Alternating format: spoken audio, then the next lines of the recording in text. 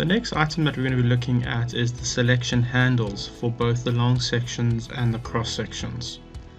In the past, these handles were not available and you had to change the setting out information in the sheet file editor. This was time consuming as it was an iterative process. You can now do this graphically in your sheet file editor. Let's go and have a look. I'm going to go to the sheet file editor mode, and I think we'll load up the sheet file that we've just used, which was the road composite.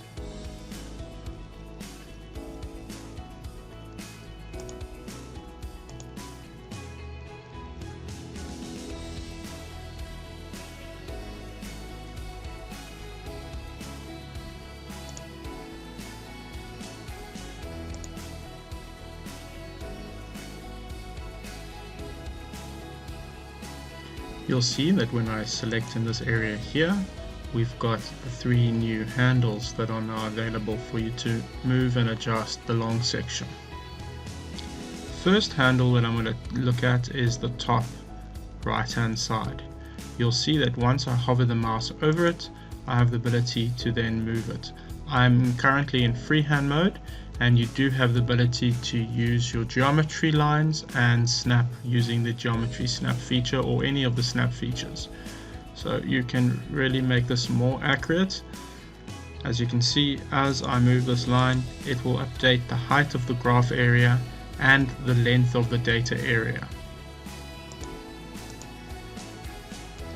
The next selection handle is in the top of the data area.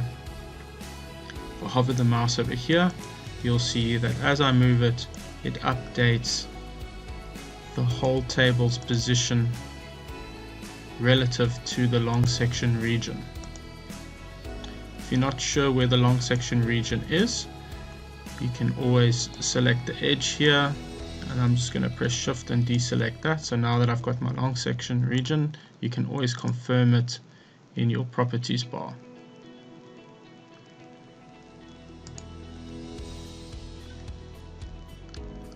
Lastly, the bottom left handle, if you select it, you have the ability to expand and move your heading area.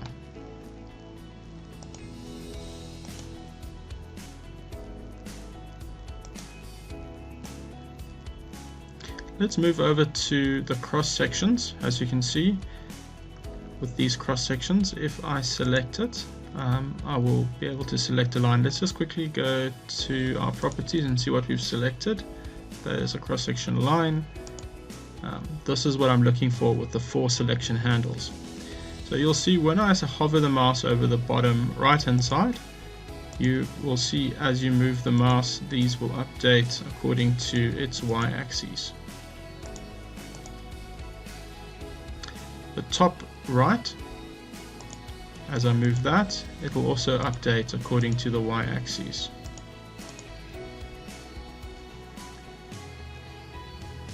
The top left will shift it on the y-axis and the x-axis, but it will also update its height. And on the bottom left, will only update it not in size but in position according to the y-axis and x-axis.